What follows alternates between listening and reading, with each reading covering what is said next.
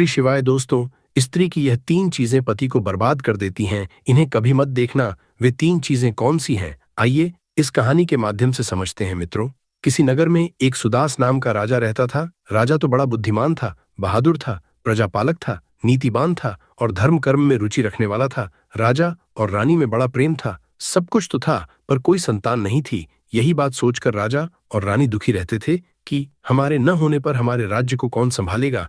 एक दिन राजा के दरबार में कहीं से एक सन्यासी आ गया, तो एक दासी आकर रानी के लिए यह खबर देती है कि हमारे यहाँ एक सन्यासी पधारे हैं, उनकी सेवा करके कुछ धर्म कमा लिया जाए। तब रानी उदास होती हुई बोली, दासी, हम तो दान धर्म करते करते थक चुके हैं, आज ये मेरा अंतिम दान और धर्म होगा। आज के बाद मैं कभी दान धर्म नहीं करूंगी। इतना कहकर रानी एक टोकरी में अनाज लेकर सन्यासी के पास जाती है और वह अनाज सन्यासी की झोली में डालने के लिए जैसे ही आगे बढ़ती है तो रानी का दुख वह सन्यासी समझ जाता है। सन्यासी पूछता है, हे रानी, तुम्हें क्या दुख है? तुम्हें देखने से पता चलता है कि तुम किसी बात को लेकर बहुत दुखी हो। तब आंखों में आंसू भरकर रानी सोनवब दुख बताती है, हे महात्मा जी, मेरे पास सब कुछ है पर एक संतान नहीं है। मैंने लाखों यत्न कर लिए पर संतान का सुख प्राप्त नहीं हो पा रहा है। सन्यासी बोले, हे रानी, तुम चिंता मत करो, मैं तुम्हें पुत्र होने का वरदान दे रहा हूँ। जल्द ही तुम्हारी गोद में एक पुत्र खेलेगा, परंतु आपका पुत्र 15 साल तक ही आपके पास रहेगा। 15 साल के बाद वो पुत्र तुम्हारे पास मृत लोक पर नहीं रहेगा। मित्रों, इतना कहकर सन्यासी ने अपनी झोली से कुछ भभूति निकालकर रानी को दे दी और कहा कि राजा और तुम मिलकर इस भभूति का सेवन करना।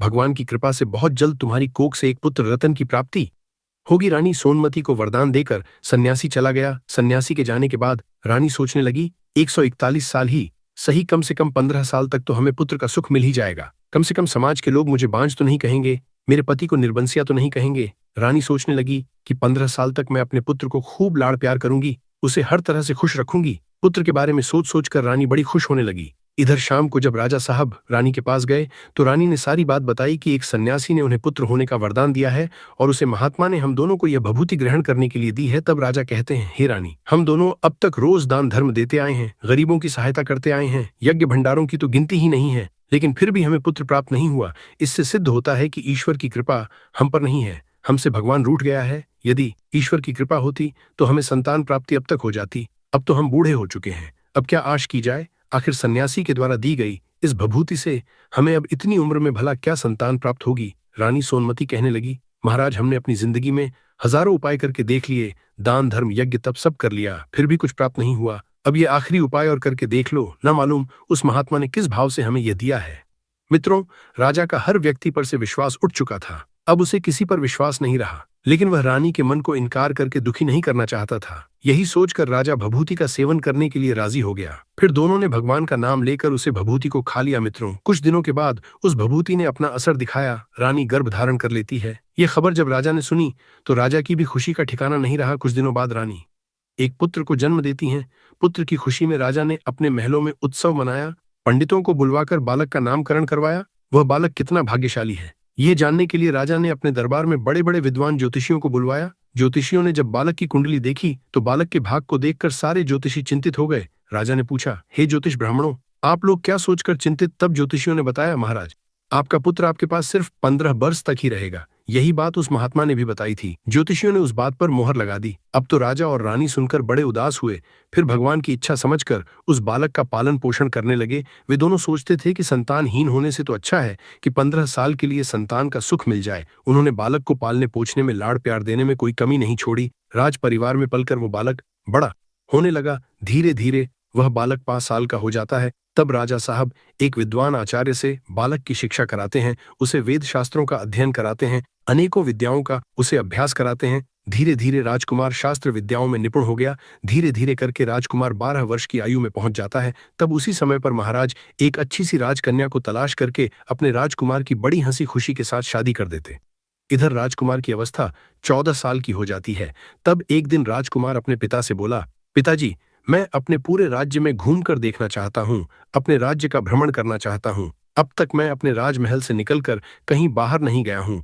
पुत्र की सुनकर राजा चिंतित हो जाता है, क्योंकि इधर राजकुमार का 14 साल जो था वह शुरू हो चुका था। अब बड़ी अनहोनी होने का जो डर था वह नजदीक आ चुका था। राजा ने यह सब बातें अपने पुत्र के लिए नहीं बताई थी। तब राजा अपने चेहरे पर झूठ मूठ की खुशी लाकर अपने पुत्र से कहता है, हाँ बेटा तुम जरूर जाओ, तुम्हें अपना राज्य घूम करके जरूर देखना चाहिए, अपने राज्य में भ्रमण करना चाहिए और अपनी राज्य की प्रजा का दुख सुख देखना चाहिए। आखिर तुम्हारे राज्य में जनता खुश है या नहीं है, और तुम्हें देखना चाहिए आखिर तुम्हारे राज्य का हिस्सा कहाँ तक है, कहाँ पर कौन व्यक्ति निवास करता है। इन सब बातों की जानकारी एक राजा के लिए होनी चाहिए, क्योंकि बेटा मेरे मरने के बाद में तुम्हारे लिए ही इस राज्य को संभालना है, तुम्हारे लिए ही इस राज्य का राजा बनना है। लेकिन बेटा एक बात ध्यान रखना, तुम जहां जा रहे हो, जो देखोगे, जो करोगे, उसके बारे में अपनी पत्नी को मत बताना। तब वो बेटा कहता है, ठीक है पिताजी, आप जैसा बताओगे मैं वैसा ही करूंगा। इस तरह से बंधु राजकुमार पूरे दिन अपनी पत्नी के साथ रहता है, उसके साथ हंसी दिलगी करता है, प्रेम भरी बातें करता है और खुशियों के पल एक दूसरे के साथ बिताकर रात्रि के समय ठीक 12 बजे बिस्तर से उठकर महल से बाहर चला जाता है और सुबह होने से पहले वापस लौटकर पुनः अपने महल में अपने पलंग पर आकर सो जाता है। इसी तरह से बहुत दिनों तक चलता रहा। अब उस राजकुमार की 24 साल पूरे होने में कुछ ही दिन शेष बचे थे। एक रात उसकी पत्नी यानी कि छोटी रानी रात्रि में जब जागती है तो वो देखती है कि हमारे राजकुमार, हमारे पतिदेव आज पलंग पर नहीं है। पति को न पाकर वो व्याकुल हो जाती और पूरे महल में उन्हें ढूंढती है, लेकिन वह राजकुमार कहीं भी नजर नहीं आया। राजकुमारी बड़ी ही हताश और निराश हो जाती है। अब मैं क्या करूं? राजकुमारी मन में सोचती है, भला मैं क्या करूंगी? वह सोचती है कि मेरा पति मुझे बिना बताए कहाँ चला गया। उसने इस बात की चर्चा किसी से नहीं की, वह चुप रहती है। लेकिन सुबह होने पर वह देखती है कि उसका पति अपने बिस्तर पर सोया हुआ है। तब राजकुमारी अपने पति से रात की घटना के बारे में कुछ नहीं पूछती है। बंधुओं, इधर दूसरी रात के लिए भी वैसा ही होता है। कई दिनों तक ऐसा ही चलता रहा। रात्रि में रोजाना राजकुमार गायब हो जाता था। यह देखकर उसकी पत्नी बहुत ज्यादा चिंतित रहने लगी। वह सोचने लगी, आखिर मेरा पति रात्रि के समय में कहाँ जाता है, आखिर किससे मिलने के लिए जाता है, और उसका इतना प्रिय कौन है जो उससे मिलने के लिए आधी रात के समय जाता है। दर्शक बंधुओं, इसी तरह से राजकुमारी के मन में ढेर सारे सवाल चल रहे थे, लेकिन राजकुमार से पूछने में उसे बहुत ज्यादा डर लगता था। अपने सास और ससुर से उसने पूछने की सोची, लेकिन उसके बीच में उसकी कुल और मर्यादा आ जाती थी। तो इस तरह से वह राजकुमारी सोच सोच कर मन ही मन घुटती रहती थी। इसी बात को लेकर वह इतनी चिंतित रहने लगी कि उसका कुछ खाने पने को भी मन नहीं करता था। धीरे धीरे राजकुमारी दुबली पतली होती चली गई। उसका शरीर सूखने लगा, क्योंकि राजकुमारी हर समय अपनी पति की चिंता में डूबी रहती थी। एक स्त्री के लिए पति का दुख बहुत बड़ा दुख होता है। मित्रों, उसी राज्य में एक फूल बेचने वाली एक बूढ़ी मालिन रहती थी। वह हमेशा छोटी रानी के लिए गजरे के लिए फूल देने के लिए आया करती थी। तब उस बुढ़िया का ध्यान छोटी रानी पर जाता है। वो मालिन आकर पूछती है, बेटी आखिर क्या परेशानी है, तुम पर क्या दुख है, तुम इतनी कमजोर क्यों होती जा रही हो, तुम्हारा शरीर सूख करके अब कांटा होता जा रहा है। मित्रों, उस बूढ़ मालिन के पूछने पर राजकुमारी कहती है, हे बूढ़ी माँ, आखिर मैं तुम्हें क्या बताऊं, मेरा राजकुमार हर रात बिस्तर से उठकर न जाने कहाँ चला जाता है, और सुबह होते ही वो वापस आकर बिस्तर पर जाता है। आखिर वो कहाँ जाता है, इस बात को सोचकर मैं बहुत परेशान रहती हूँ। इसी बात की वजह से मेरा खान पान छूट गया है, मैं अन्न जल कुछ नहीं ग्रहण करती, और इसी परेशानी की वजह से मैं सूख सूख कर कांटा बन चुकी हूँ। राजकुमारी की पूरी बात सुनने के बाद मालिन राजकुमारी को एक उपाय बताती है कि बेटी तुम ऐसा करना, आज पूरी रात भर तुम सोना मत, तुम रात भर जागती रहना, और जब राजकुमार कहीं को जाने लगे तो तुम राजकुमार के पीछे पीछे जाकर देखना कि वो कहाँ के लिए जाता है और किससे मिलता है और क्या करता है। आज रात्रि में जाकर तुम अच्छी तरह से अपने पति की पहरेदारी करना। तब राजकुमारी कहती है, हे बूढ़ी माँ, यदि मुझे नींद आ गई तो फिर मैं क्या करूंगी? तब मालिन कहने लगी, हे राजकुमारी, तुम्हें नींद ना आए इसलिए तुम ये काम करना, अपने सीधे हाथ की उंगली में एक जख्म बना लेना, उसमें थोड़ा सा नमक लगा लेना। उस नमक से तुम्हें बहुत पीड़ा होती रहेगी और उस पीड़ा की वजह से तुम्हें रात भर नींद नहीं आएगी। दर्शक बंधुओं, राजकुमारी बोली, ठीक है माँ, मैं ऐसा ही करूंगी। मित्रों, उस रात राजकुमारी अपनी उंगली में जख्म बना लेती है और उसमें नमक लगा लेती है। उसकी उंगली में भयंकर पीड़ा होती है। पीड़ा की वजह से उसे रात भर नींद नहीं आती, लेकिन सुबह के समय जब पीड़ा शांत हो जाती है तो राजकुमारी फिर सो जाती। दूसरे दिन फिर वो मालिन फूल लेकर राजकुमारी के महल में पहुंचती है और जाकर के पूछती है, बेटी क्या तुम अपने पति के लिए देख पाई, आखिर तुम्हारा पति कहाँ जाता है? तो राजकुमारी जवाब देती है, नहीं बूढ़ी माँ, मैं पीड़ा की वजह से आधी रात तक तो जागती रही, पीड़ा शांत होने पर मैं सो गई, मुझे नहीं पता कि मेरा पति कहाँ चला गया। तब बूढ़ी माँ कहती है, बेटी कोई बात नहीं, आज तुम अपनी उंगली पर पहले से थोड़ा जख्म ज्यादा बना लेना और ज्यादा से ज्यादा नमक लगाना। दर्शक बंधु, दूसरे दिन उसी तरह से राजकुमारी रात में जागने का प्रयास करती है। दूसरी रात भी वो अपने पति को ठीक से नहीं देख पाई। उसने अपने पति को दरवाजे तक तो जाते हुए देखा, उसके बाद उसकी आंखें बंद हो गई, वो अपने पति के पीछे नहीं जा सकी। अगले दिन वह मालिन के आगे रोने लगी, कहने लगी, हे माँ, आज मैं अपने पति की चौकसी करने में फिर नाकाम रही। तब मालिन उसे धीरज बनाती है कि बेटी तू दुखी मत हो, भगवान तेरी मदद जरूर करेंगे। तुम आज रात्रि के लिए अपने हाथ में जख्म और बड़ा बना लेना और उस पर कल से भी ज्यादा नमक छिड़कना। जब तुम्हारा पति रात्रि के समय तुम्हारे पलंग से उठ करके महल से बाहर जाने लगे तो उसी समय पर अपने पति का रास्ता रोककर अपने पति से पूछना कि तुम कहाँ जा रहे हो। दर्शक बंधुओं, उस बूढ़ी माँ ने जैसा बताया था, राजकुमारी ने अगली रात वैसा ही किया। आज रात राजकुमारी के लिए बिल्कुल भी नींद नहीं आई। जब राजकुमार आधी रात के समय महल से बाहर निकलकर जाने लगा तो वह राजकुमारी दौड़कर उसका रास्ता रोक लेती है और पूछती है कि आप कहाँ जा रहे हो और आप रात्रि के समय किससे मिलने जाते हो। आखिर ऐसा क्या काम है जो रात्रि के समय तुम जाकर करते हो? आज तुम्हें यह बात मुझे बतानी ही होगी। राजकुमारी के बार बार पूछने पर राजकुमार कहता है, हे प्रिय, यदि यह रस मैंने तुम्हें बता दिया तो मैं तुम्हें दोबारा देखने को नहीं मिल पाऊंगा। तब राजकुमारी कहने लगी, कोई बात नहीं, ना मिल पाए सही, लेकिन आप आधी रात के समय कहाँ जाते हो, यह बात मुझे जरूर बताओ। राजकुमारी की बात को सुनकर के राजकुमार बिल्कुल मजबूर हो जाता है। इधर राजकुमार की 14वीं साल पूरी हो चुकी थी, 5वीं वर्ष लग गई। राजकुमार मन में सोचने लगा, अब भगवान की कृपा से जो होने के लिए है वो हो जाने दो। यही सोच करके वह कुछ अनाज के दाने मंत्रों से सिद्ध करने के बाद में अपनी पत्नी के हाथों में रखता है और कहता है, हे राजकुमारी, तुम इस अनाज के लिए दोनों हाथों की मुट्ठी में पकड़ लो। पहले सीधे हाथ के अनाज को तो मेरे ऊपर फेंकना, फिर उसके बाद में तुम्हें पता चलेगा कि मैं कौन हूं। इसके बाद तुम अपने डेढ़ हाथ में उसके बाद तुम अपने डेढ़े हाथ का अनाज मेरे ऊपर फेंक देना, तब मैं उसी समय जैसा था ठीक वैसा ही हो जाऊंगा। अगर तुम डेढ़े हाथ की मुट्ठी का अनाज मेरे ऊपर फेंकना भूल गई तो फिर मैं तुम्हें कभी नहीं मिल पाऊंगा। मित्रों, इसके बाद में राजकुमारी पहले अपनी सीधी मुट्ठी का अनाज उस राजकुमार के ऊपर फेंकता है तो देखती क्या है कि वो राजकुमार एकदम से एक बहुत सुंदर सफेद घोड़ा बन जाता है और देखते ही देखते राजकुमार तेजी से दौड़ लगाने लगता है। इधर राजकुमारी उस घोड़े को ध्यान से देखने लगी और वो ये भूल जाती है कि राजकुमार ने मुझसे डेढ़े हाथ के अनाज को मेरे ऊपर फेंकने को कहा था। राजकुमारी उस घोड़े को देखने में लगी रहती है। तब तक वो घोड़ा राजमहल के चारों ओर चक्कर लगाने के बाद वहां से चला जाता है और उसकी आंखों के सामने से एकदम से गायब हो जाता है। जब घोड़ा से बाहर चला जाता है तो राजकुमारी उसके लौटने का इंतजार करती है, लेकिन राजकुमार घोड़ा बनकर चला गया, वह लौट कर नहीं आया। अब राजकुमारी को अपनी करनी पर बड़ा पछतावा होता है। राजकुमारी स्वयं के लिए कोसने लगती है, स्वयं के लिए भला बुरा कहती है, लेकिन अब उस बात का कोई लाभ नहीं था क्योंकि राजकुमार भी अब वापस लौटकर आने वाला नहीं था।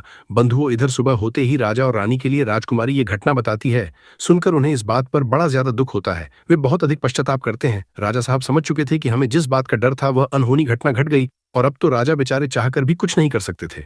राजा साहब बड़े दुखी होकर अपने बिस्तर को पकड़ लेते हैं और राह देखते रहते हैं कि शायद किसी दिन हम राजकुमार लौटकर हमारे राजमहल के लिए वापस आ जाए। इंतजार करते करते 3 माह का समय बीत गया, लेकिन राजकुमार लौटकर नहीं आया। इसी तरह पूरी साल बीत गई, लेकिन राजकुमार नहीं लौटा। उस राजकुमार का कोई अता पता भी नहीं लग रहा था कि आखिर वो कहाँ है। राजा ने अपने सिपाहियों को भेजकर पूरे राज्य के नगर में और गांव को नवा लिया, परंतु कहीं भी राजकुमार का कोई पता नहीं चला। इधर राजकुमारी मन ही मन बड़ी दुखी होती है कि उसकी व्यर्थ की जिद के कारण उसका पति गायब हो गया। राजकुमारी अपने मन में यह प्रण कर लेती है कि वह कुछ न कुछ करके अपने पति को पाकर ही रहेगी और एक दिन उसे घर वापस लेकर के जरूर आएगी। राजकुमारी सुबह उठकर अपने सास ससुर के पास में जाती है और अपने सास ससुर राजा और रानी से कहती है कि मैं अपने पति की खोज करने के लिए राज्य से बाहर जा रही हूँ, मुझे आज्ञा दे दो। राजा और रानी भी यही चाहते थे कि उनका बेटा मिल जाए। यही सोचकर उन्होंने अपनी पुत्र वधू को जाने की आज्ञा दे दी और कहा, पुत्री, तुम जो चाहो सो करो, तुम्हें जहां जाना है वहां जाओ, लेकिन हमारे पुत्र को वापस लेकर जरूर लौटना, हमारा आशीर्वाद तुम्हारे साथ है। मित्रों, उसके बाद में राजकुमारी एक साधारण स्त्री का भेष बनाती है और अपने कुछ नौकर चाकर को दास दसियों को साथ लेकर कुछ जरूरी खाने पीने का सामान रखकर अपने पति को खोजने के लिए निकल पड़ती है। राजकुमारी ने राज्य की सीमा पर जाकर खाने पीने का एक भोजनालय खोल लिया। तब राजकुमारी वही राज्य की सीमा पर वहां से आने जाने वाले यात्रियों को मुफ्त में खाना खिलाती थी और उसके यहाँ भोजनालय में जो लोग खाना खाने आते थे उनके सामने एक शर्त रखती थी कि खाना खाने से पहले वो अपने जीवन में घटी कुछ विचित्र घटनाओं को जरूर सुनाए, उसके बाद ही भोजन करें। अब तो राजकुमारी के भोजनालय पर सैकड़ों यात्री भोजन करने आते और अपने जीवन में घटी हुई विचित्र घटनाओं को सुनाते और भोजन करते हो चले जाती, परंतु राजकुमारी के लिए जिस बात की तलाश थी वह अब तक उसे सुनने को नहीं मिली थी। धीरे धीरे इस तरह कई दिन बीत गए। इसी दौरान एक घटना और घटती है। जो रानी के महल में बूढ़ी मालिन रहती थी, राजकुमारी के लिए फूल लाती थी। उस मालिन का एक बेटा और बहू थी। उनका एक छोटा सा बच्चा था। उन बूढ़ी माँ का बेटा और बहू सुबह काम के लिए कहीं चले जाते थे तो वे अपने बेटे को संभालने के लिए ये जिम्मेदारी अपनी माँ को सौंप जाते थे, क्योंकि वह बूढ़ी माँ घर पर अकेली रहती थी। उसके बहू बेटा तो काम पर चले जाते थे और रोजाना वह माँ अपने पोते को खिलाया करती थी। मित्रों, वो बूढ़ी माँ पान खाया करती थी। एक दिन बूढ़ी माँ ने अपने थैले में हाथ डालकर देखा तो उसने देखा कि उसके थैले में पान नहीं है। बूढ़ी माँ को पान खाने की बहुत तलब लगने लगी। बूढ़ी माँ ने सोचा, अगर मैं पान नहीं खाऊंगी तो मेरा दिन कैसे कटेगा। बुढ़िया से जब रहा नहीं गया पान खाए बिना, तो उसने सोचा कि चलो अभी तो मेरा पोता खेल रहा, मैं पड़ोस में जाकर किसी दुकान से पान ले आती हूँ। यही सोच करके वह बूढ़ी माँ पड़ोस की दुकान पर पान लेने चली गई। जब बूढ़ी माँ पान लेने के लिए गई थी तो पान लेकर के लौटते उसे देर हो गई। तब तक इधर बूढ़ी माँ की बहू और बेटा शाम होने पर घर वापस आ चुके थे। तो उन्होंने देखा कि उनका बच्चा घर पर अकेला है और वह रो रहा है। अपने बच्चे को अकेला देखकर बेटा और बहू एकदम गुस्से में आकर लाल पीले हो गए और बूढ़ी माई के लिए मन ही मन भला कहने लगी। दर्शक बंधुओं, तब तक वह बूढ़ी माँ पड़ोस की दुकान से पान लेकर घर पर आ गई। तब बूढ़ी माई के बेटे ने पूछा, माँ आखिर तुम हमारे बच्चे को छोड़कर कहाँ गई थी? तब बूढ़ी माँ कहने लगी, बेटा मैं पड़ोस की दुकान पर पान लेने गई थी। इस पर बूढ़ी माँ का लड़का क्रोध में आकर कहने लगा, हे माँ, आज के बाद तुम हमारे बेटे को घर पर अकेला छोड़कर नहीं जाओगी? तब बूढ़ी माँ कहती है, ठीक है बेटा, आज के बाद मैं इसे छोड़कर नहीं जाऊंगी। दर्शक बंधुओं, दूसरे दिन के लिए वह बूढ़ी माँ उस बात को भूल जाती है और फिर से पड़ोस की दुकान पर पान लेने चली जाती है। पहले दिन की तरह उसके बह बेटा जब काम करके वापस लौटे तो घर पर आकर देखते हैं कि फिर से उनका बच्चा घर पर अकेला खेल रहा है और रो रहा है। अब तो यह दृश्य देखकर बुढ़िया के बेटे की क्रोध की सीमा न रही। इधर से बुढ़िया घर पर लौट कर आई तो उसके लड़के ने उसे डांट फटकार कर घर से बाहर निकाल दिया और घर का द्वार बंद कर लिया। बुढ़िया रात में घर के बाहर बैठी अकेली रोती रही। जब उनके बहू और बेटे ने दरवाजा नहीं खोला तो बुढ़िया रात के अंधेरे में वहां से आगे को जाने लगी। अंधेरा होने की वजह से रास्ता दिखाई नहीं पड़ रहा था। वह धीरे धीरे जंगल की ओर बढ़ती चली जा रही थी। तभी उसने देखा कि एक कपिला गाय छमछम करती हुई सामने से आ रही है। गाय को देखकर बुढ़िया ने सोचा, अगर मैं इस गाय के पीछे पीछे जाऊंगी तो यह गाय मुझे किसी गांव में पहुंचा देगी। यही सोच करके वह बूढ़ी माँ उस गाय के पीछे पीछे चलने लगी। गाय धीरे धीरे आगे को बढ़ती जा रही थी। कुछ दूर आगे जाने पर गाय एक बड़े से पत्थर के पास में जाकर रुक जाती है। वह उस पत्थर को अपने सींग से हटाती है। पत्थर के उस स्थान से हटते ही वहां पर एक पाताल में जाने का रास्ता खुलता था। वो गाय उस रास्ते से जमीन के अंदर जाने लगती है। बूढ़ी माँ यह दृश्य अपनी आंखों से देख रही थी। बूढ़ी माँ ने पीछे से उस गाय की पूंछ पकड़ ली। बूढ़ी माँ भी उस गाय के साथ चलने लगी। पाताल लोक में पहुंचते ही उस बूढ़ी माँ ने गाय की पूंछ तो छोड़ दी और वो इधर उधर देखने लगी। पाताल लोक का नजारा देखकर बुढ़िया एकदम चकित रह गई। उसने देखा कि वहां जगह जगह अनेक दीपक जल रहे थे, मड़िया टिमटिम रही थी, उनसे अनेक तरह की रोशनी निल रही थी। तभी थोड़ी सी रोशनी उस गाय पर पड़ती है। बुढ़िया देखती है कि वहां पर एक अद्भुत घटना घटती है। एक जंजीर आती है और गाय के गले में पड़ जाती है। उसी समय पर एक अदृश्य व्यक्ति आता है और वह उस गाय को धोने लगता है। वह व्यक्ति गाय को तो धो रहा था पर दिखाई नहीं दे रहा था। ये दृश्य देखकर बूढ़ी माँ घबरा जाती है। बूढ़ी माँ मन में सोचती, आखिर मैं आज कहाँ फंसीगा। बूढ़ी माँ वहां छुपने के लिए कोई स्थान ढूंढती है मगर उन्हें वहां कोई छुपने के लिए स्थान नहीं मिलता है। बुढ़िया सोचते सोचते यहाँ वहां ढूंढते ढूंढते एक कोने में जाकर छुप गई और वहां का नजारा देखने लगी। कुछ समय के बाद वहां पर एक सुंदर सा भूरा घोड़ा आता है और वहां पर दो कुंड बने हुए थे। उनमें से एक कुंड में घोड़ा कूद पड़ता है। कुंड में कूदकर जब वो घोड़ा बाहर निकलता है तो वो बहुत सुंदर राजकुमार बन जाता है। राजकुमार बनने के बाद में उसने दूसरे कुंड में स्नान किया और वहां पर रखे हुए अपने नए वस्त्र पहने और थोड़ी दूर पर एक पलंग बना हुआ था। वो राजकुमार उसी पलंग पर जाकर बैठ जाता है।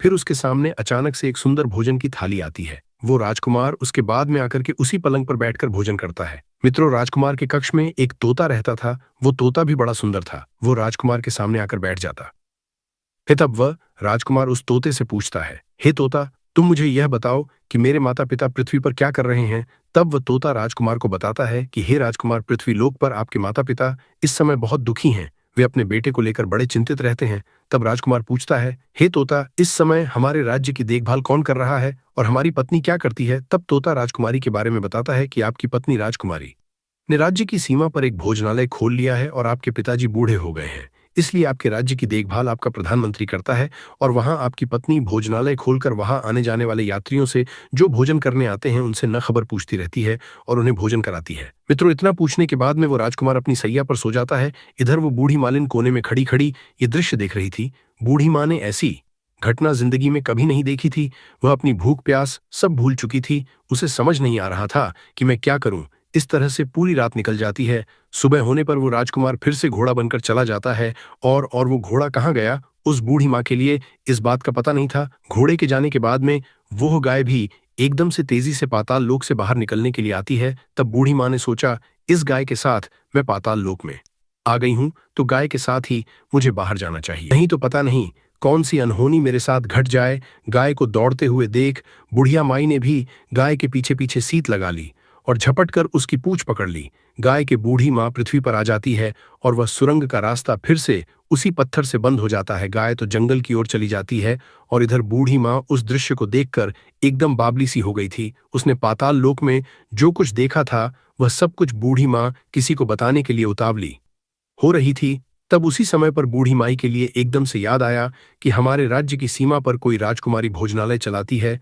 और नई नई बात बताने वाले व्यक्ति के लिए राजकुमारी अच्छा अच्छा भोजन करवाती है। वो बूढ़ी माँ सोचने लगी, किसी और को बताने से तो अच्छा है क्यों न मैं यह बात जाकर के उस राजकुमारी को बताऊं। मेरी बात उस राजकुमारी के लिए पसंद आ गई, उसकी समझ में आ गई तो मुझे आज के बाद खाने पीने की कोई चिंता नहीं रहेगी।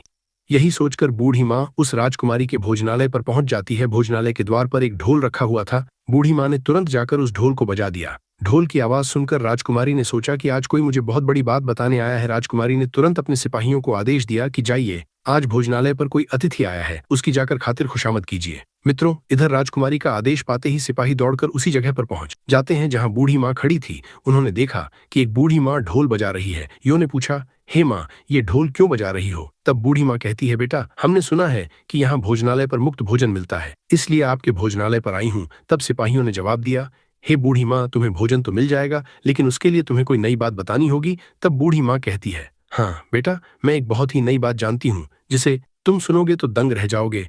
बुढ़िया की बात सुनकर ने ये बात राजकुमारी को बताई कि बूढ़ी माँ द्वार पर खड़ी है और वह कोई नई बात बताना चाहती है।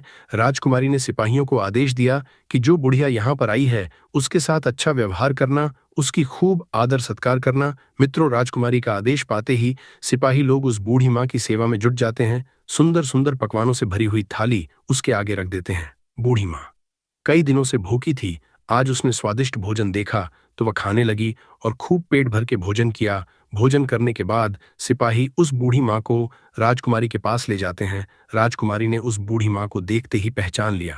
राजकुमारी को देखकर बूढ़ी माँ को भी आश्चर्य हुआ कि पुत्री, तुम यहाँ कैसे? उसके बाद राजकुमारी पूछती है कि हे माँ, तुम मुझे कौन सी नई बात बताना चाहती थी, वो मुझे बताओ। मित्रों, पहले तो बूढ़ी माँ राजकुमारी को वो बात बताना नहीं चाहती थी, लेकिन राजकुमारी ने बार बार आग्रह किया कि हे माँ, यदि तुमने कोई ऐसी बात देखी है तो मुझे जरूर बताओ, मैं तुम्हारी जीवन भर सेवा करूंगी, तुम्हें अपने राजमहल में ले जाकर के रानी माता की तरह रखूंगी। मित्रों, राजकुमारी के मुख से ये बात सुनकर बूढ़ी माँ बहुत प्रसन्न होती है और उन्होंने पाताल लोक में जो कुछ भी देखा था वह सब राजकुमारी को बता दिया। बूढ़ी माँ की बात सुनकर राजकुमारी को विश्वास हो गया कि बूढ़ी माँ ने जो कुछ भी देखा है वही मेरा पति है। तब राजकुमारी बूढ़ी माँ से कहती है कि हे माँ, आपने जो कुछ जहाँ देखा है कृपया मुझे भी वही ले चलिए। तब बूढ़ी माँ समझाने लगी, बेटी, मैंने जो घटना देखी है वह पाताल लोक की घटना है। मैं तो वहां से जैसे तैसे होकर के निकल आई, अगर तुम वहां जाओगी तो तुम्हारी जान खतरे में पड़ जाएगी। राजकुमारी ने बूढ़ी माँ की एक भी बात सुनी, वह बार बार वहां जाने का हट करने लगी। आखिर में राजकुमारी का कहना बूढ़ी माँ मान लेती है और कहने लगी, ठीक है बेटा, तुम नहीं मानती हो तो आज मैं तुम्हें वहां लेकर के चलती हूँ। पर बेटी, आज नहीं, कल मैं तुम्हें वहां लेकर जरूर चलूंगी, मैं बहुत थक चुकी हूँ। मित्रों, अगला दिन होता है और शाम होती है। तो अगले दिन राजकुमारी उस बूढ़ी माँ के साथ में उसी जगह पर पहुंची जहां एक पत्थर रखा हुआ था। थोड़ी देर में वो गाय आती है और गाय अपने सींग से उस पत्थर को हटाती है। मित्रों, पत्थर हटते ही पाताल लोक का रास्ता खुल गया। गाय उस रास्ते से पाताल के अंदर जाने लगी। बूढ़ी माँ के कहने पर राजकुमारी ने उस गाय की पूंछ पकड़ ली और गाय की पूंछ पकड़कर वह पाताल में चली गई। बूढ़ी माँ पिछली बार की तरह एक कोने में छुपकर खड़ी हो जाती है और दोनों उसी कोने से पाताल का नजारा देखने लगती है। पाताल लोक में सब कुछ पहले की तरह घटित हो रहा था। थोड़ी देर में एक सफेद घोड़ा आता है और वो उस कुंड में छलांग लगाता है। घोड़े से वह राजकुमार बन जाता है। फिर दूसरे कुंड में स्नान करके सुंदर वस्त्र पहनता है और अपनी सैया पर जाकर बैठ जाता है। राजकुमार सोने से पहले सूर्य देवता का आह्वान करता था, आज भी उसने सूर्य देवता का आह्वान किया। उसके बाद राजकुमार उस तोते से बात करने लगता है। तोते से पूछता है, हे तोता, पृथ्वी पर मेरे माता पिता क्या कर रहे हैं? आज तो वह तोता राजकुमार को कोई बात नहीं बताता है। जैसे जैसे राजकुमार तोता से पूछता है, तोता अपना सिर झुका लेता है। जब तोता कुछ नहीं बताता है तो राजकुमार को संदेह होने लगता है कि जरूर वहां कुछ ठीक नहीं हो रहा है। मित्रों, उसी समय पर राजकुमार के लिए संदेह होने लगा। राजकुमार ने तोते से बात करना बंद कर दिया और अपने बिस्तर पर सो गया। इधर बूढ़ी माँ और राजकुमारी ये दृश्य देख रही थी। राजकुमारी का संयम छूटता जा रहा था। वो एकदम से भागकर अपने पति के पास पहुंची, जो कि राजकुमार के रूप में उस पलंग पर लेटा हुआ था। राजकुमारी अपने पति के पैर पकड़ने के लिए आगे बढ़ती है तो राजकुमार अपनी पत्नी को देखकर पहचान लेता है। वह एकदम से पीछे हट गया और चिल्लाने लगा, नहीं राजकुमारी, तुम मुझे मत छूना वरना सर्वनाश हो जाएगा। तभी उसी समय पर राजकुमारी अपने दोनों हाथों को जोड़ करके राजकुमार से अपनी भूल पर अपनी करनी पर पश्चाताप करती है, क्षमा मांगती है। राजकुमारी कहने लगी, हे स्वामी, मुझसे बड़ी भूल हो गई थी। मुझे उस समय आपसे वह बात नहीं पूछनी चाहिए थी कि आप रात में कहाँ जाते हैं। इसलिए हे प्यारे, आज मैं अपनी गलती पर पछता रही और अपनी भूल स्वीकार करती हूँ। राजकुमार, मुझे मेरी भूल की सजा मिल चुकी है। अब कृपया करके आप मेरे साथ घर चलिए। आपकी चिंता करते करते आपके माता पिता ने अन्न जल भी ग्रहण करना छोड़ दिया है। उनका शरीर सूख कर कांटा हो चुका है। आपके बिना आपकी प्रजा भी बहुत दुखी रहती है। तुम्हारे बिना राजकुमार सारे नगर के लोग बड़े परेशान रहते हैं। आपके बिना आपकी प्रजा खुशहाल नहीं है, वह बहुत अधिक दुख भोग रही है। तब राजकुमार कहने लगा, तुम बहुत बड़ी ग कर बैठी हो। अब दोबारा गलती मत करना, नहीं तो जो कि मैं तुम्हें दिखाई दे रहा हूँ, फिर मैं कभी तुम्हें दिखाई भी नहीं दूंगा। राजकुमार की बात सुनकर राजकुमारी जोर जोर से रोने लगती है। थोड़ी देर बाद राजकुमार के मन में कुछ दया आती है। राजकुमार कहता है, हे प्रिय, यदि तुम मुझे वापस पाना चाहती हो तो तुम्हें एक काम करना होगा, और यह काम बड़ा कठिन है। इस काम को तुम्हें अकेले ही करना पड़ेगा। रानी ने जवाब दिया, कहिए स्वामी, चाहे तुम्हारे लिए कितना भी कठिन काम हो, मैं वह काम जरूर करूंगी।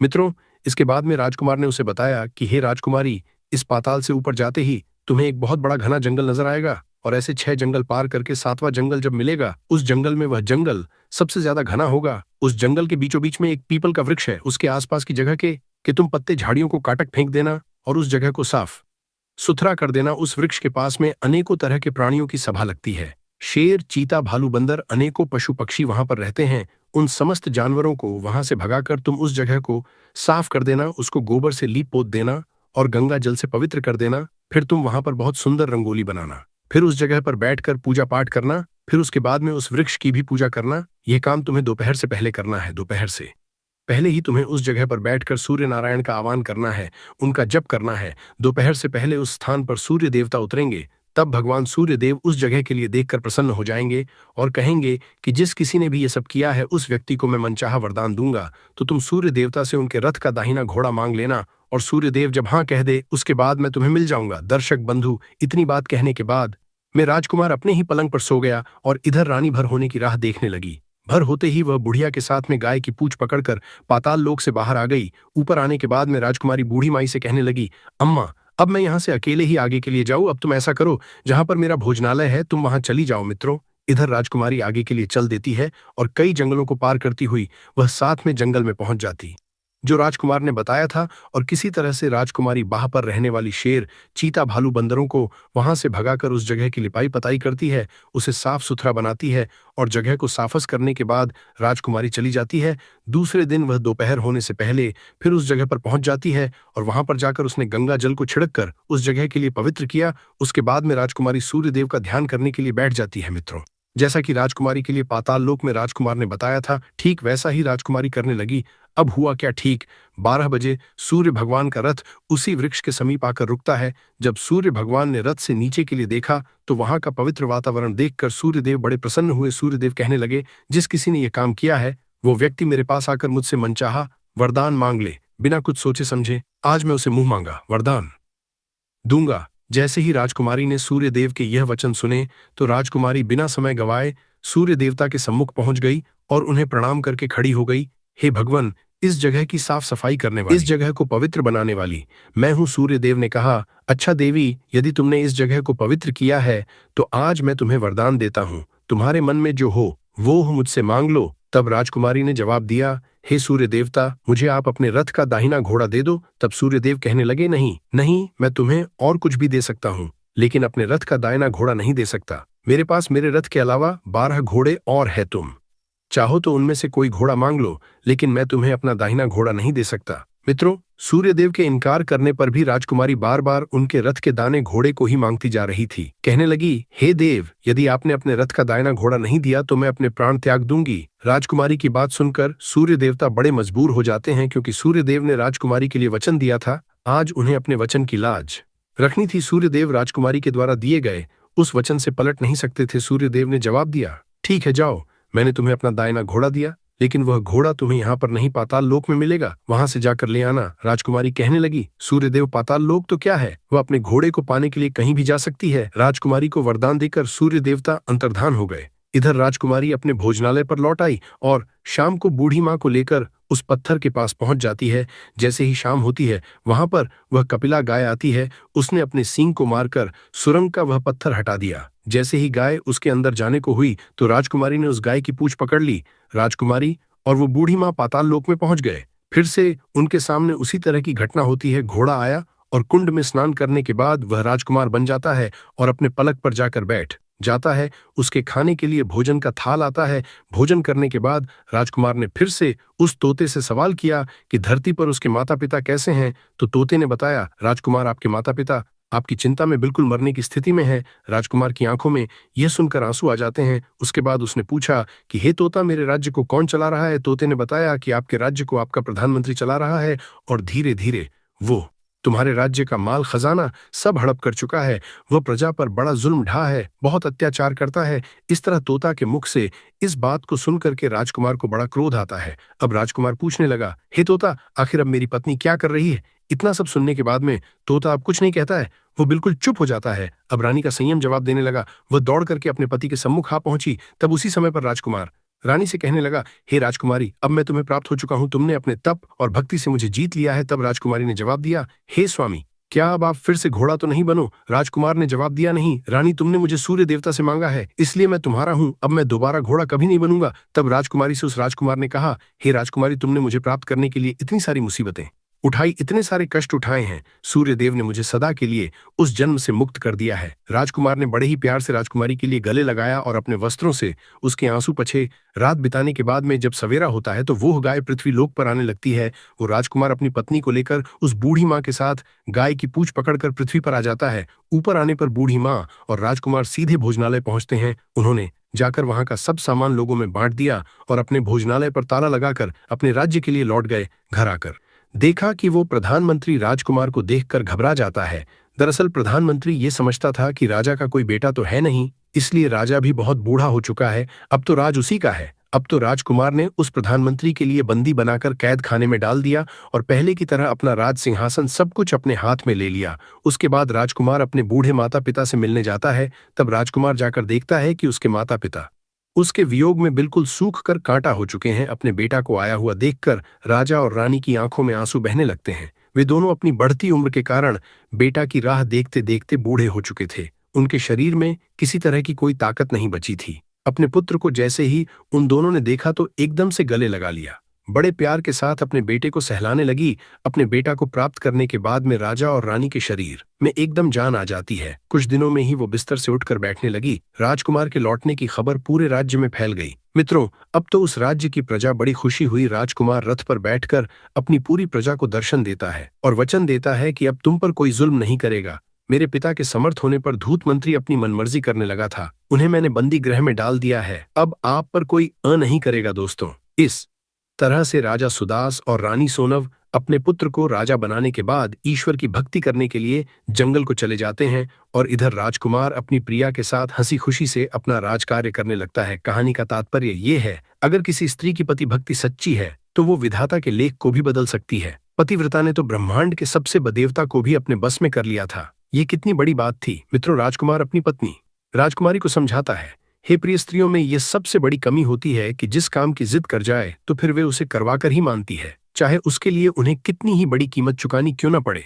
यदि तुम जिद न करती तो मैं तुमसे अलग नहीं होता। नारियों के गुणों की बात करें तो गुण तो उनके अंदर बहुत होते हैं जिन्हें वर्णन कर पा बड़ा मुश्किल है, मगर कुछ दोषों की बात करें तो नारियों के लिए 3 दोष सर्वनाश करवा देते।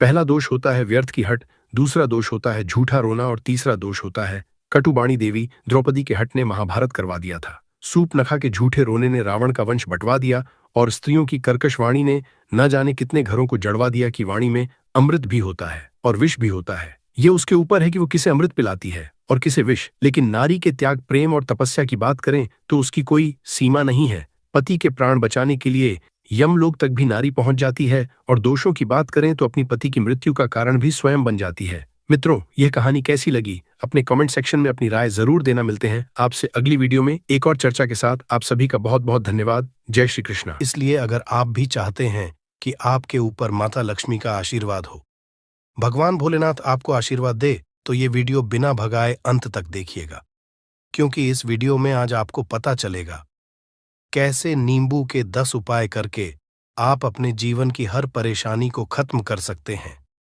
आपको हम एक एक उपाय के बारे में अब बताने जा रहे हैं, इसलिए बहुत गंभीरता से वीडियो को देखिएगा। देखिए दोस्तों, कई लोग ऐसे होते हैं कि वीडियो देखते हैं।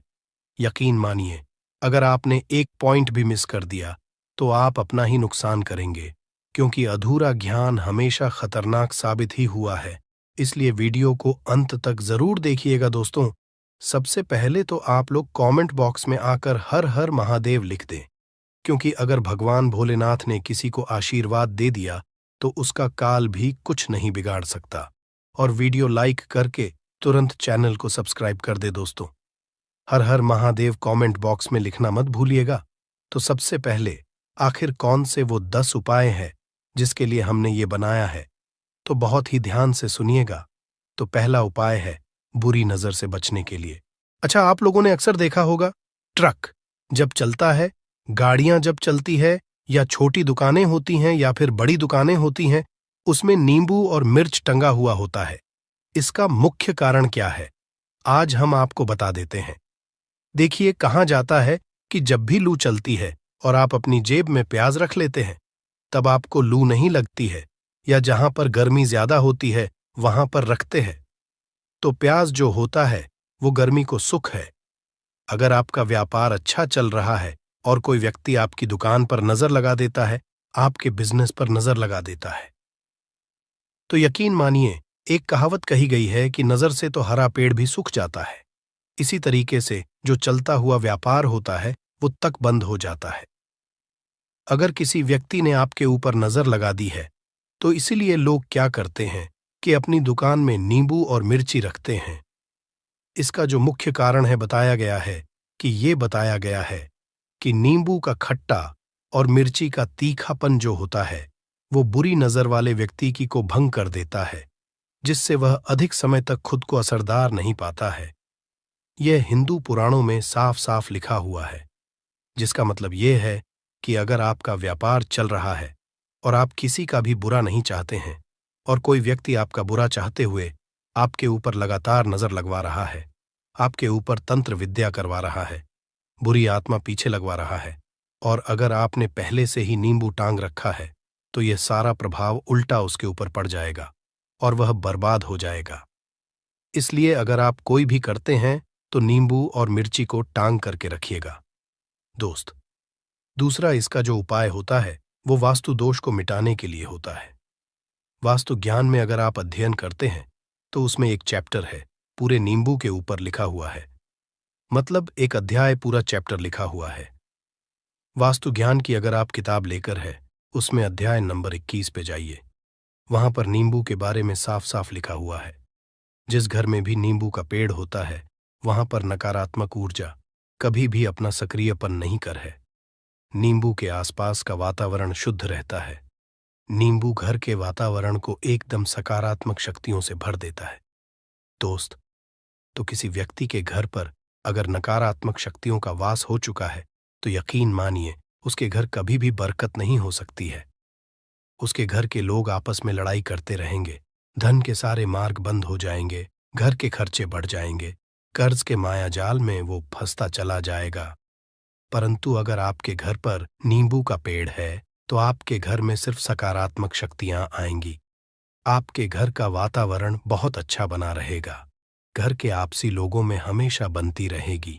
सरल भाषा में बता दोस्तों, आप लोगों ने देखा होगा कई ऐसे घर होते हैं जिसमें आपस में लड़ाई होती रहती है। घर में कभी भी बरकत नहीं होती, और जिस घर की बरकत नहीं होती है वो घर कभी भी आगे नहीं बढ़ पाता है। इसके लिए सबसे बड़ा जो समझा गया है वास्तु दोष को मिटाने के लिए, वो समझा गया है नींबू के पेड़ को। मतलब अगर आपके घर में नींबू का पेड़ हो, चाहे गमले में लगा लीजिए, चाहे अपनी जमीन में लगा लीजिए, आपके घर में कभी भी नकारात्मक शक्तियों का वास नहीं होगा। और मान लीजिए अगर आपके घर पे आपको ऐसा लगता है कि किसी ने काला जादू करवा दिया है, तंत्र विद्या आपके घर पर करवा दी है और आप लोग बहुत परेशान हो गए हैं घर की लड़ाई को देख करके, तब आपको जो बताने जा रहे हैं वो सुनिएगा। पहले तो आप लोग हो सके तो नींबू का पेड़ लगा लीजिए। नींबू तो रातों रात उगता नहीं है, इसके लिए आपको थोड़ा इंतजार करना होगा। धीरे धीरे नींबू का पेड़ बढ़ना शुरू हो जाएगा। जब जब नींबू बढ़ता जाएगा, आपके घर पर सकारात्मक ऊर्जा का वास हो जाएगा, यानी कि माता लक्ष्मी का वास हो जाएगा और नकारात्मक शक्ति का अंत हो जाएगा। तो इसका दूसरा उपाय ये बताया गया है कि हिंदू पुराणों के हिसाब से कि आपको अपने घर के चारों एक एक नींबू रखना है। आपको उल्टी दिशा में, मतलब सीधी दिशा में नहीं, बाएं दिशा से 7 चक्कर मारने हैं। शनिवार के दिन करना है और ये नींबू ले जाकर कि किसी भी नदी या तालाब में बहा देना है।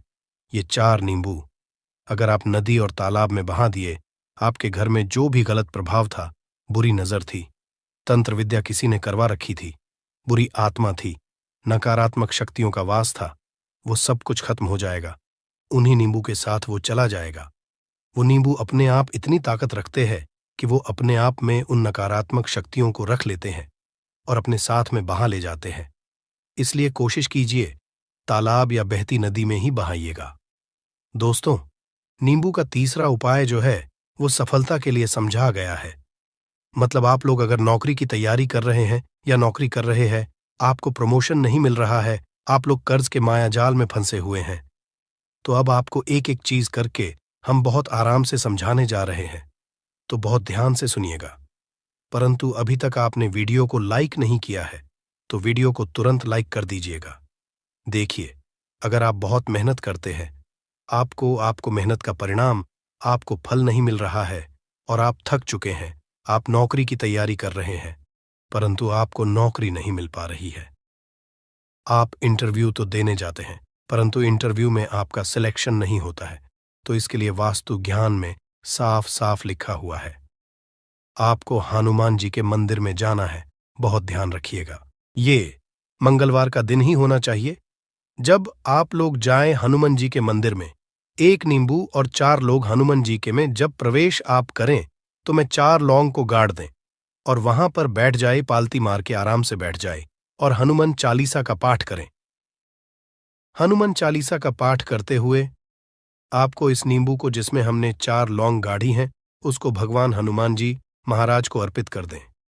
अगर आप इतना कर देते हैं तो यकीन मानिए, जो आपके ऊपर बाधाएं आई हुई थी, अगर आपका मंगल अच्छा नहीं चल रहा था, वो अच्छा हो जाएगा। नवग्रह जो आपके साथ नहीं दे रहे थे तो वो आपका साथ देना चालू कर देंगे।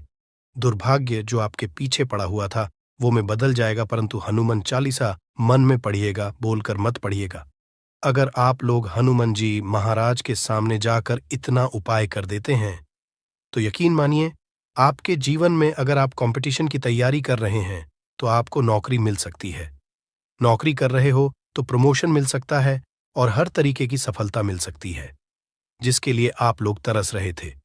दोस्त बात करते हैं चौथे उपाय की। अगर आपके घर में कोई छोटा बच्चा है या बड़ा बुजुर्ग है, या आप मान लीजिए और आपको नजर लग है, तो आपको क्या करना चाहिए?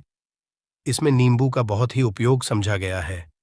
अगर आपके घर पे कोई छोटा बच्चा है, आप हैं, या आपके घर में कोई बड़ा बुजुर्ग है और ऐसा लगता है आपको कि किसी ने नजर लगा दी है जिससे आपकी तबीयत खराब रहती है, ऐसे में 1 नींबू लीजिए और सर के ऊपर से 7 बार घुमाइए।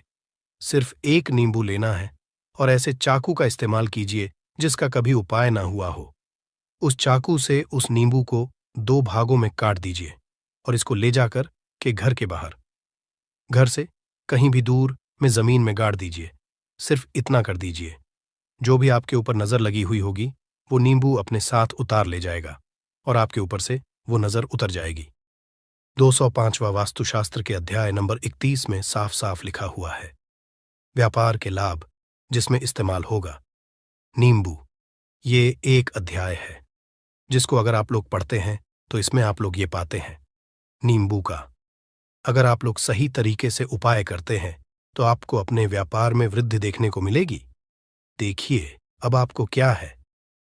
पहले तो ये लीजिए, कई लोग व्यापार जो करते हैं उनका व्यापार जब चल रहा होता है तो कई लोग नजर लगा देते हैं, जिसकी वजह से उनका व्यापार एकदम रुक जाता है और वो थक जाते हैं कि यार अब क्या करें, अब तो हम फंस गए। तो दोस्तों, इसका बहुत सरल सा उपाय है। 1 नींबू को लीजिए। 1 नींबू को लेने के बाद आपको अपनी दुकान में इसको एक चाकू से काट लेना है। वो भी 4 टुकड़ों में अपनी दुकान के 4 भाग में उस नींबू को रख दीजिए। सुबह के वक्त ये कीजिए और शाम के वक्त उन 4 भागों को उठा लीजिए। सुबह के वक्त 10 बजे 11 बजे भी कर सकते हैं। शाम को 7 बजे के बाद आपको उठाना है। इनको अलग अलग 4 लाल कपड़ों में बांधना है और ले जाकर के किसी भी नदी में बहा देना है। आप मान लीजिए, इससे ये होगा कि आपकी दुकान पर किसी ने नजर लगा दी थी। आप लोग तंग आ गए थे कि आपकी दुकान चल नहीं रही थी। और अगर आप इतना उपाय कर लेते हैं नींबू के साथ, तो यकीन मानिए, वो जो नजर लगी हुई थी, वो जो नकारात्मक शक्तियां आपके पीछे पड़ गई थीं, वो कोसों दूर हो जाएंगी। इतना उपाय करने के बाद आपकी दुकान से हट जाती है और आपका व्यापार घोड़े की तरह दौड़ने लग जाता है। ये वास्तु ज्ञान में भी लिखा हुआ है, वास्तुशास्त्र की किताबों में भी साफ साफ लिखा हुआ है। दोस्त, अब आपको छठे नंबर की बात बताने जा रहे हैं, मतलब भाग्य को चमकाने का उपाय। मान लीजिए, आपका भाग्य आपका साथ नहीं दे रहा है। आप लोग थक चुके हैं। भाग्य का साथ ना मिलने की वजह से आप लोग बहुत मेहनत करते हैं, परंतु आप लोग थक चुके हैं। मेहनत करके आपको परिणाम ठीक से नहीं मिल पा रहा है।